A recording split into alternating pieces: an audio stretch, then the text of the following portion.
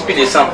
Enfin pour moi en tout cas, on n'est pas tous le même mot derrière, mais pour moi l'idée c'était de aussi de faire un truc qui touche les gens en gros. Tu vois, on voulait pouvoir faire un projet qui puisse parler puisse nous permettre nous d'amener de la politique au quotidien, c'est-à-dire en gros de pouvoir être beaucoup plus accessible. Et c'est ça l'idée de la boulangerie. Après la conquête du pain, franchement c'était pour rigoler.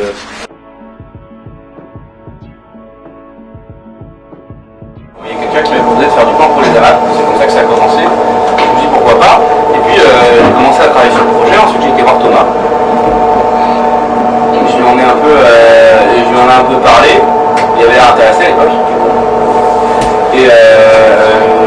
Et puis ensuite on a acheté ici et on a commencé à travailler. Alors, au départ Thomas n'était pas là, il est venu en fait 15 jours après, globalement tout ça. Ouais, à peu près le tout début. Et il y avait Mathieu et puis il y a Benoît qui arrive un peu après. Voilà.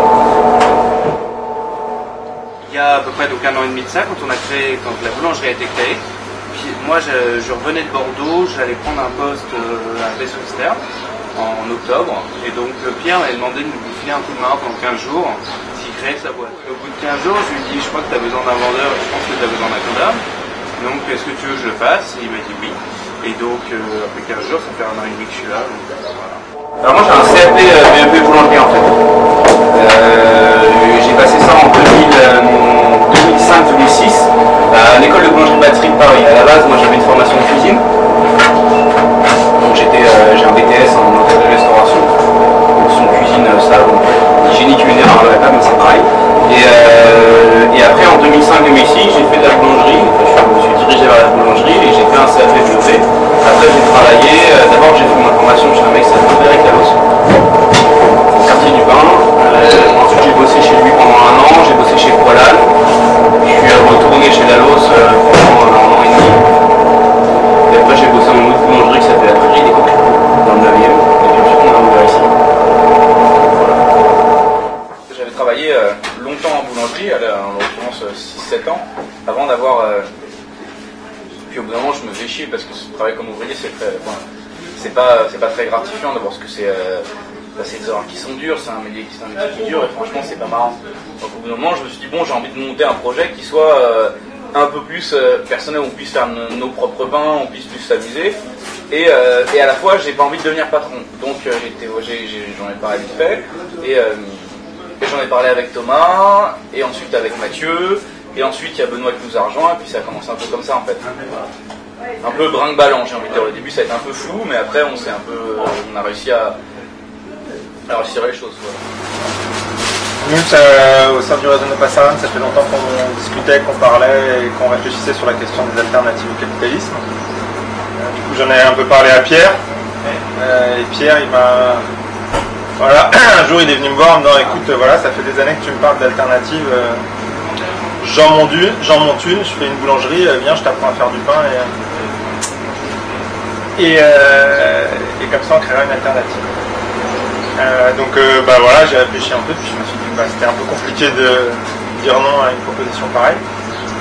Donc j'ai été pendant 8 mois, 8 ou 10 mois, informaticien à mi-temps et boulanger à mi-temps. Et puis au mois de juin, comme mon contrat n'était plus renouvelé à l'informatique, les 3 autres m'ont demandé de passer à plein temps et j'ai dit oui, et donc je suis devenu boulanger à plein temps. En fait, moi j'ai rencontré Pierre et Mathieu, on a fait nos études ensemble à La Rochelle en 2005, on a terminé en 2005. Donc, Pierre a monté ça en fait, ils m'ont appelé fin août, début septembre en me disant qu'ils avaient besoin d'un coup de main. Moi je faisais rien à ce moment-là, donc je dis ça tombe bien, pas de problème, et puis en avant. Après voilà, on est répartis sur des secteurs différents, chacun est responsable d'un secteur. Moi je suis responsable de la logistique et de l'organisation, Pierre il est responsable de la production, Mathieu il est responsable de la vente et de la comptabilité, et Benoît il est responsable de la livraison et du commercial, surtout des liens avec les amateurs.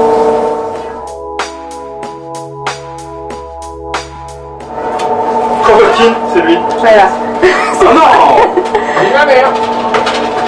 Kropotkin, c'est un anthropologue du début du siècle, fin du siècle dernier, début du siècle, c'est un prince russe à la base, c'est Pierre Kropotkin. Il est mort, si tu m'as en 1919.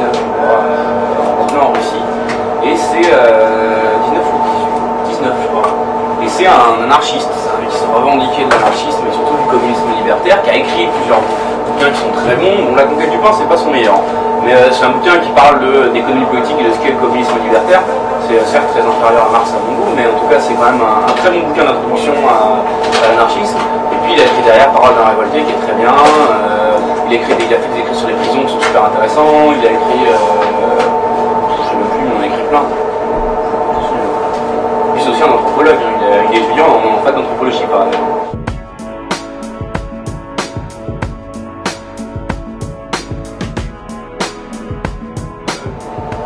Quand même relativiser ce qu'on fait. Nous, on a essayé de faire un organe, faire une entreprise qui fonctionne de façon collective, comme un petit peu ce qu'on voudrait faire dans une société future. Il faut quand même relativiser, on est quand même une entreprise, on doit faire du fric, parce que sinon on ne vit pas et si on ne rembourse pas et on coule.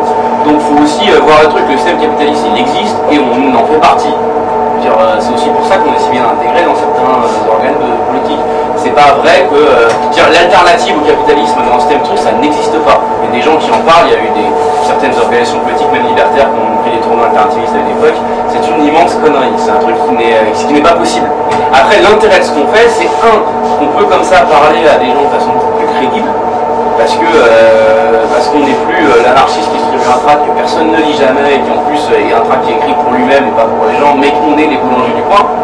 Et ça nous permet aussi d'essayer d'expérimenter des modes de décision et de fonctionnement qui sont différents, avec plus ou moins de succès, Et puis surtout d'avoir un outil de production qui, à un moment donné, et je pense par exemple beaucoup par rapport à la situation grecque, où on a discuté avec des camarades grecs anarchistes qui disaient qu'à cause de la crise, il y avait des choses qui émergeaient, qui commençaient à se lancer, mais comme les gens en fait partaient de rien et qu'ils avaient la tête dans le guidon avec la crise, avec le chiffre des revenus, et bien en fait ce qui manquait c'est d'expérience passée, de gens qui pouvaient avoir lancé des choses, fait des choses avant, et que du coup ils auraient pu se démultiplier vis-à-vis des gens qui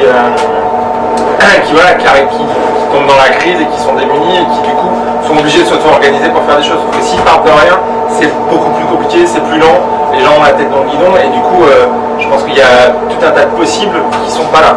Alors que nous, un projet comme ça, si jamais demain il y a une crise, ben voilà, on a un outil de production et la question de la production pour nourrir les gens du quartier, elle peut se poser différemment que si faut que tu crées tout ex nihilo, t'as pas de machine, t'as pas d'expérience, t'as jamais fait de pain, ben voilà. Nous, c'est tout ça l'idée, c'est qu'on a ce truc-là, c'est un outil au service des luttes et des choses qui peuvent se passer. Et c'est aussi une expérience de fonctionnement politique, parce que malgré tout, on s'est rendu compte qu'il y avait un truc que nous on faisait qui marchait pas du tout. Et qui peut marcher une fois sur une manif ou une organisation politique, mais qui marche absolument pas dans la vie réelle, au quotidien. Et encore aujourd'hui, il y a plein de trucs qui ne marchent pas. Il y a plein de choix où on n'y arrive pas, sur politique c'est super compliqué. Et c'est aussi ça l'intérêt. Après, dans le travail quotidien, ce que ça change, c'est qu'on a vraiment pas de patron, c'est qu'on peut s'engueuler, des fois ça se passe de façon tendue, ça arrive. Mais le fait est qu'il n'y a personne qui peut prendre la décision pour quelqu'un d'autre. Et ça change très vite. Voilà. Moi je suis certes responsable de production, mais je ne peux pas décider ce que Thomas il va faire demain, j'en ai pas la possibilité. Hiérarchique. Voilà. J'ai une possibilité de lui casser les pieds, je sais ce qu'il sait. Ça c'est autre chose.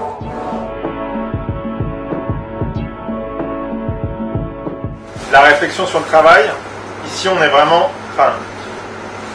on essaie d'être une alternative, mais on est à fond dans la question du productivisme, tout simplement parce qu'on a des crédits à rembourser, on a beaucoup d'argent à rembourser, et donc quand tu empruntes pour avoir un meilleur outil de travail, pour travailler mieux, et tu es obligé de travailler plus pour rembourser, et du coup on n'est pas dans une réflexion du travail on travaille tant de temps parce que ça correspond à tant de choses et on essaie de trouver un équilibre entre ce dont on a besoin et ce qu'on voudrait faire comme travail. Là, on n'est pas du tout dans ce cas de figure-là. On travaille le plus possible pour rentrer le plus possible de fric, pour rembourser le plus vite possible et pour posséder notre outil de travail. Ça nous permettra d'avoir une plus grande autonomie, un plus grand choix sur ce qu'on peut faire.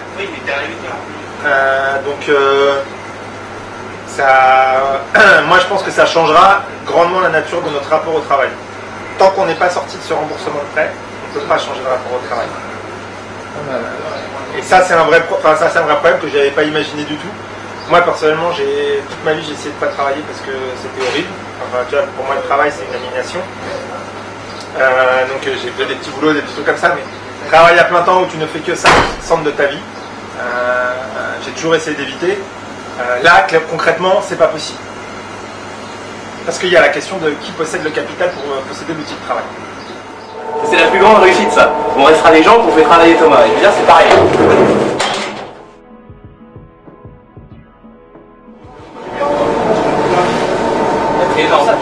Après, par rapport aux apprentis, alors les apprentis sont pas du tout dans la lecture. Donc, tout ce qui est livres, tracts, etc., ça leur passe complètement au-dessus de la tête. Par contre, dans le quotidien, dans les discussions qu'on a avec eux, parce que bah, voilà, tu travailles 7 heures par jour avec quelqu'un, bah, tu lui parles forcément, donc tu discutes de ce qui se passe, des machins, des trucs. Et donc voilà.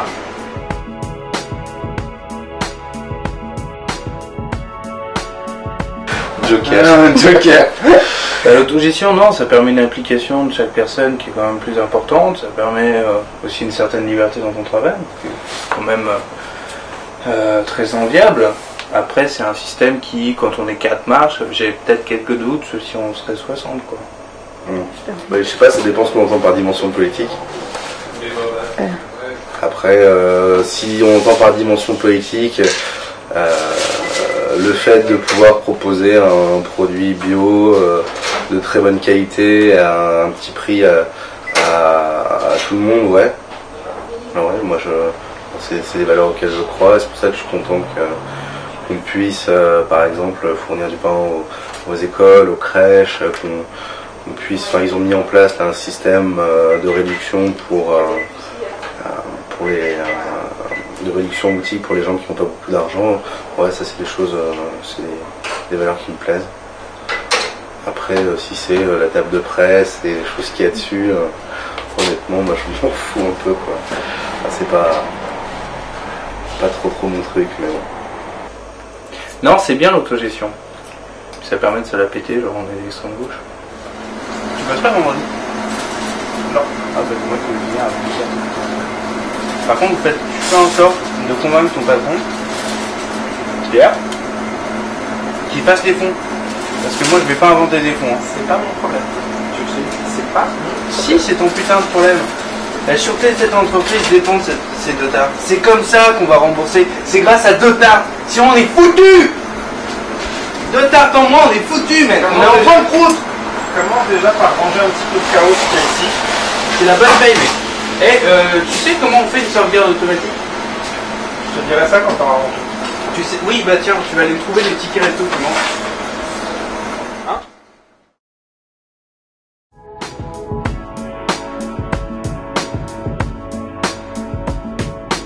Ça dépend des fois. Il y a eu des réussites et des échecs. Après, il y a des gens, en fait, c'est surtout qui fait la partialité. Les gens, ils vont se plier très bien entre l'autogestion parce que ça leur plaît beaucoup. Et ils disent, ah, voilà, comme ça, je vais pouvoir moi avoir la responsabilité, faire des choses, et pouvoir aussi mener la chose comme je l'entends et participer aux décisions communes et collectives. Et puis il y a des gens avec qui ça marche pas. Ils se disent, là, je vais faire un foot et je vais être stressé, je vais être le chef, je vais faire comme un fichier, je vais pouvoir me développer. Mais bon, voilà, après, personnellement, je sais pas ce qu'on pense Thomas, moi je dis que c'est important, c'est de faire ça pas qu'avec des militants. Parce que ça change quand même aussi d'avoir un regard de gens qui sont extérieurs par exemple à notre idéologie et qui essayent quand même de faire, de participer à un projet. Demain la révolution est faite, il n'y aura pas une société composée de militants anarchistes non plus. On va faire avec les gens qui sont là, et parmi ces gens-là, il y en aura qui sont franchement des ennemis qu'il faut combattre, et puis il y en aura aussi qui sont des gens qui n'ont pas vraiment pris parti, parce que voilà, ils suivent le sens du vent, ça semble être même l'écrasante majorité, et pourtant, quand la société va se réorganiser, ces gens-là, ils y participeront, et c'est important qu'ils y participent.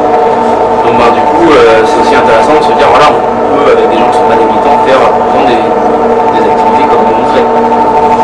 Dire Mathieu, depuis 10 ans, il va laisser tout.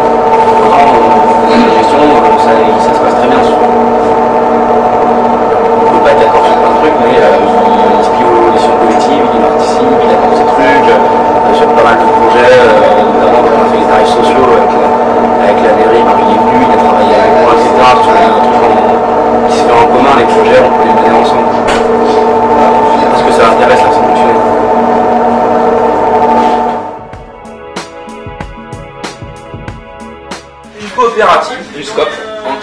officielle, c'est une entreprise où il y a 25% du chiffre d'affaires qui est redirigé vers les salariés.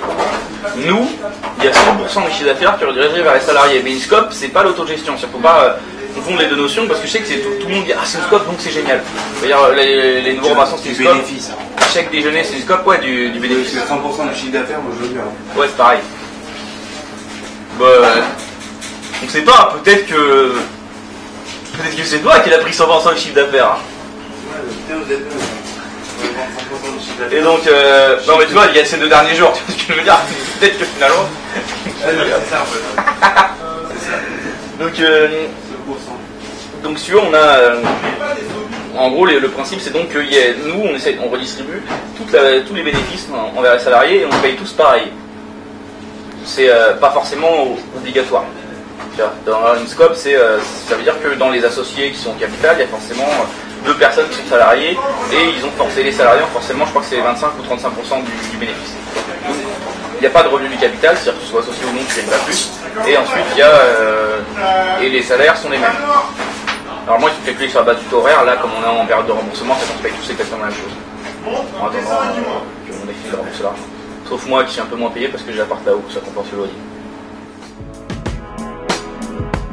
L'avantage général de la SCOP, c'est que, bon, à grande différence des entreprises classiques, l'ensemble des aides qui sont perçues au début de l'entreprise n'existe pas. Comme l'ACRE, par exemple, qui est en fait le report de ton chômage pendant que tu crées ton entreprise, ou la diminution des charges patronales et charges salariales les premières années d'exercice, ça n'existe pas. En contrepartie, la SCOP a son avantage quand on commence à faire des SIU. La grosse différence, c'est que si comptablement on a plus ou moins un niveau et qu'on arrive à s'en sortir, on peut ne pas payer d'impôt sur les sociétés. Si on pratique à outrance ce qu'on appelle la participation, donc en fait c'est déposer de l'argent sur un compte bloqué pendant 5 ans pour les salariés, donc il n'y a pas d'impôt sur les sociétés et il n'y a pas d'impôt sur le revenu. Si on en met une autre partie dans ce qui est le réinvestissement, c'est-à-dire si on fait des travaux ensuite, ça aussi on ne paye pas d'impôt. Les seuls impôts qu'on paierait au cas où, c'est si on faisait des dividendes, c'est-à-dire qu'à la fin de l'année, on va dire qu'on fait 20 000 € de bénéfices, on prenne 4 000 € et qu'on se les divise directement pour nous. On a pris l'option ici de jamais en faire, parce qu'on n'en veut pas, tout simplement, que rémunérer le capital n'est pas la chose qu'on veut, on veut rémunérer les gens pour leur travail, et donc par la participation, principalement. Voilà. Donc c'est quand même un gros avantage de ne pas payer 30% du bénéfice qu'on fait à la fin de l'année.